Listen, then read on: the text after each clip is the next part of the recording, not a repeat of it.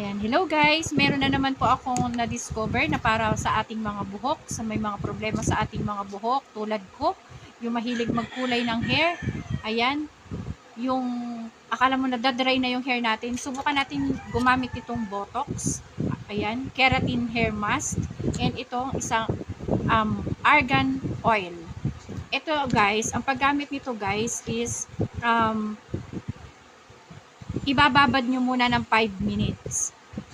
After 5 minutes yung babanlawan nyo guys. Pero kung gusto nyo muna gumamit ng shampoo, yung mga favorite shampoo nyo, pwede naman, pwede kayo mag-shampoo. Then after nyo mag-shampoo, ito ang isunod nyo guys, itong Botox Keratin Hair Mask. Tapos ibabad nyo ng at least mga 5 minutes. Then after 5 minutes, banlawan nyo. Then ito naman ang inyong gamitin, isunod na gamitin. Itong argan oil.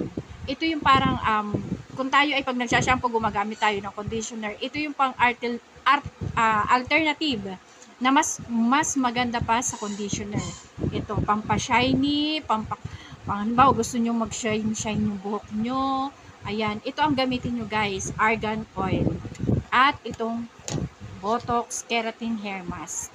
Maganda talaga to guys. Ayan. Buy one, take one sa Shopee. Ayan.